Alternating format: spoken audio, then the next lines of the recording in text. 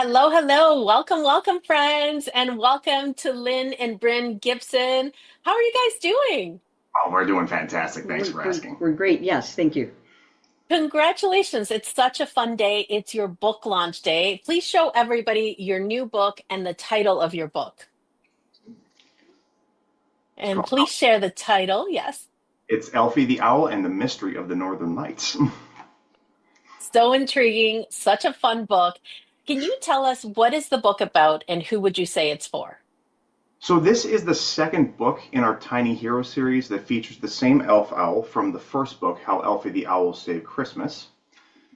So she's no bigger than a juice box, and the story picks up from the first book where Elfie helps Santa save Christmas, but the Northern Lights mysteriously begin to dim. So Elfie and her friends need to team up to solve the mystery. And this book is for young readers ages 4 to 8. Hmm. What a fun book. It took me on a little adventure. I love the little owl, Elfie, and now we got some extra friends in there. That was a lot of fun to see. What is it that you hope parents and kids will take away from this book? We're hoping that children will take away the lesson that although they're small, if they dare to be bold and brave and true to themselves, they can achieve big things, even as little kids. We hope that parents and grandparents will see how important the tiny heroes are in their real world and that they actually live with tiny heroes. And that they will know about the storytelling that helps inspire them to see their kids as those tiny heroes who live in the world. Hmm. Well, what a beautiful message. I love that you've put all of that into a fun, fun book. And of course, when they're reading it, they're just having fun. I'm looking forward to sitting down with my 2-year-old grandbaby and just enjoying the Christmas spirits, the little owls, everything that you have in that book. So, as you mentioned, this is the second children's book that you have published.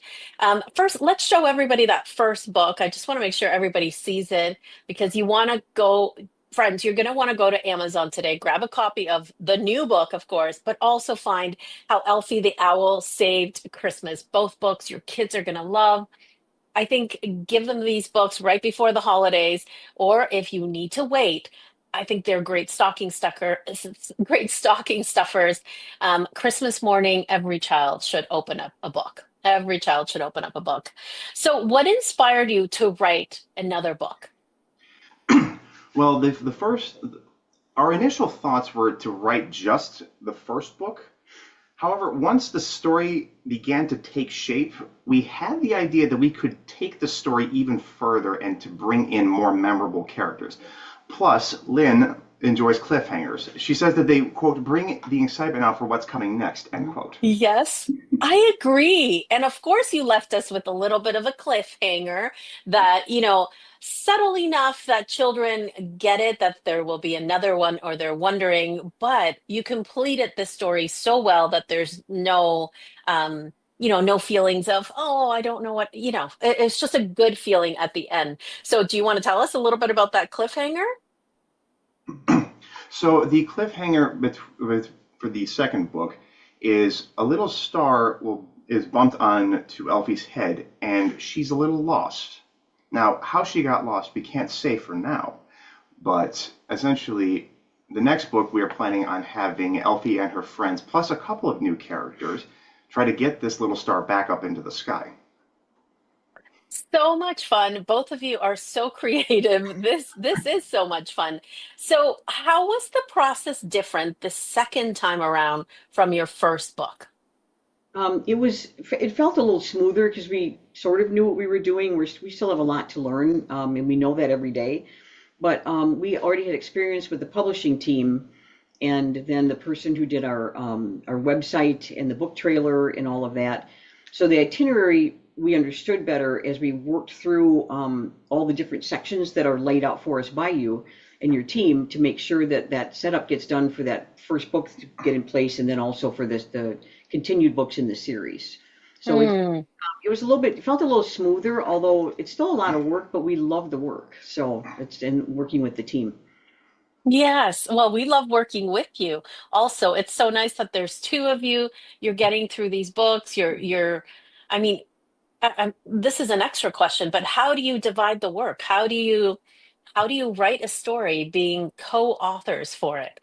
How, Well, how would we describe that? the Go ahead. general way that it wasn't planned, but the Mm. way that it generally works is that we take it a page at a time, and then one of us will write out the bones for one page, the other one the next, and the next, and the next. So we kind of divide it up by page, and then Okay. both double back to the pages that we didn't write, and then connect it to the page that we did write to make sure that everything is flowing properly. Well, you've got your system. I'm sure you have each of you, your own individual strengths. Lynn, what were you going to say? I was just going to say, we do have our creative differences at times, and Certainly we'll so. look at each other like, "You're kidding, right?" And we're like, "No, I'm not kidding." And then we'll go back and forth, and then because of those creative differences between us, and sometimes they're really hilarious. And but then we have a really great product that comes as a result of that pushback from each other. So we like that. Right. We'll look at each other and say, "Oh, we're entering creative differences, aren't we?" And then off we go. So it works out really well. Yeah, I really That's great. You name it and then move through it. do. That's Um, exactly right. Yes.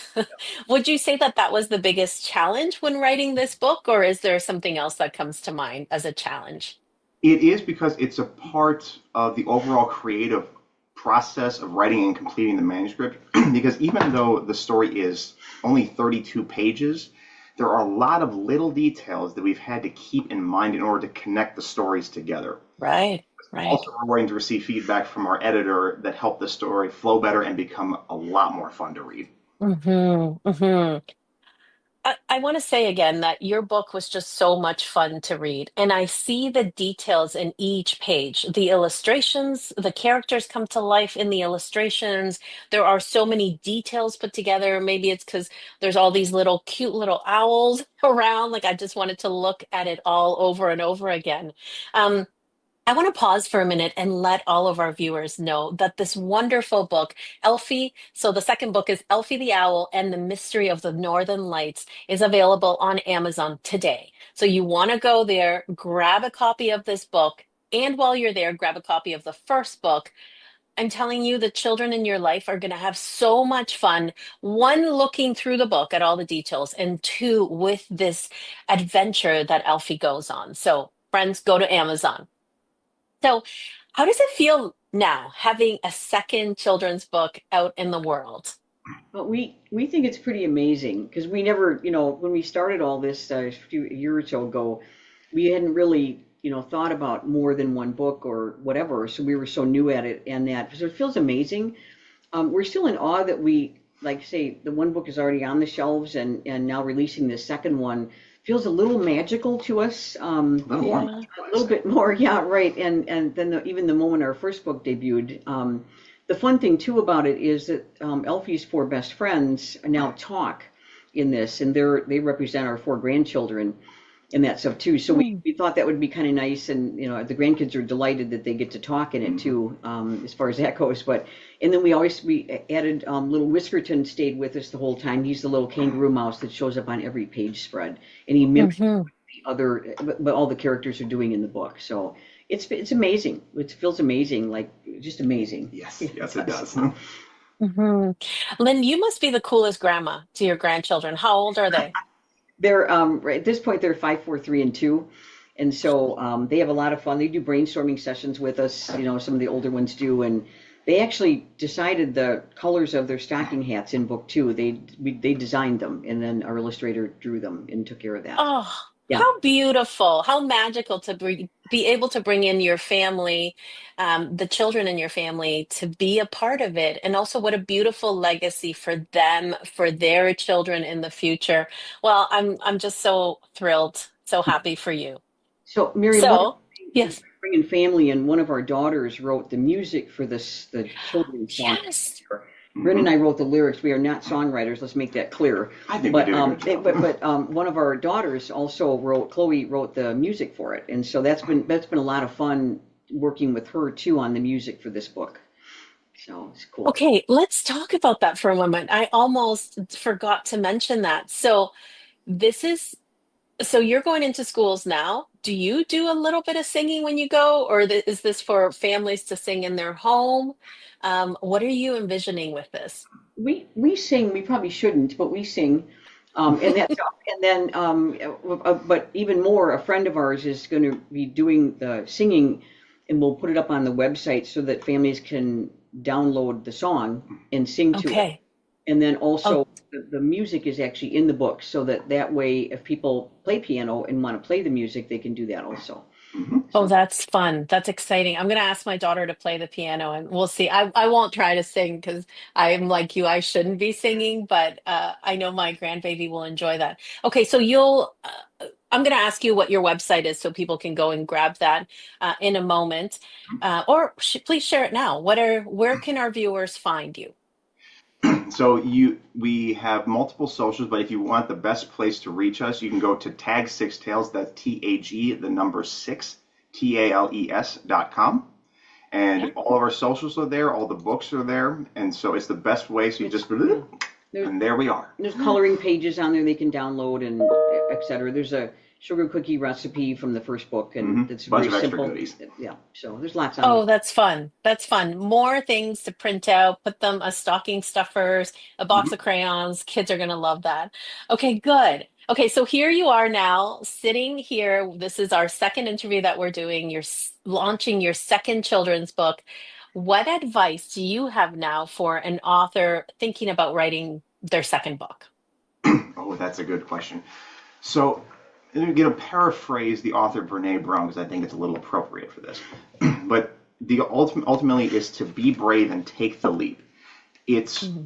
It's a simple thing to do, but it's not easy. But it's important that you do because you'll also realize that the process you'll notice a lot more familiarity and more fun with it because you have the insight from your previous book, so you have a better way of seeing how all the pieces fit together. So even though it's still a little daunting, it's really important to take that leap if you want to expand your story, which is really Mhm.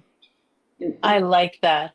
one of the things is why we started is we just said, this is our year. We're going to do it. This was for the first book. And then we thought, well, this is 2 years now for us. This is our second year or whatever. But we just decided, let's just do it.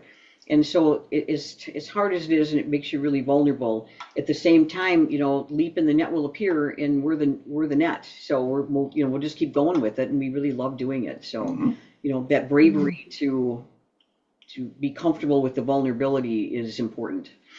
Oh, such good advice from both of you. I could not agree more.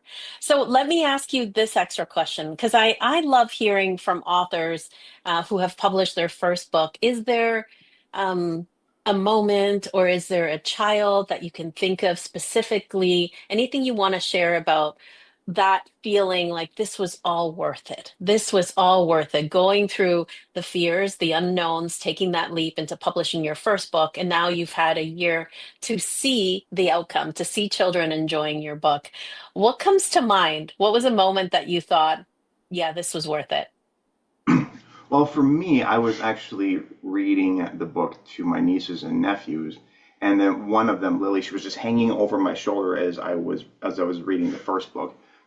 And when I got to the cliffhanger, I heard her go, and I was just sitting there thinking, that is adorable. And so that was absolutely fuel to keep me going forward with it. And Oh, that's so good.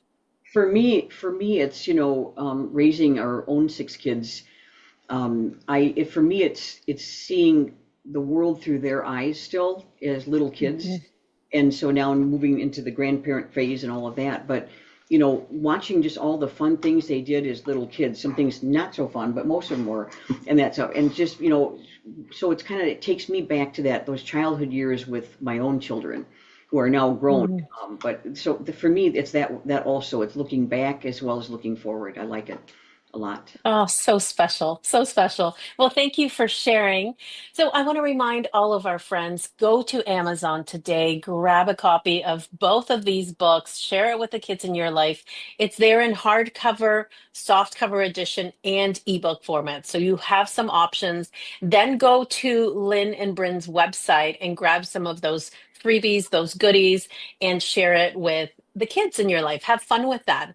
And Lynn and Bryn, before we go, is there anything else you'd like to share? Anything you wish I would have asked you? So I'll go ahead and start, and then you can. So writing two children's books and now getting ready for the third in the series has been quite the journey for us.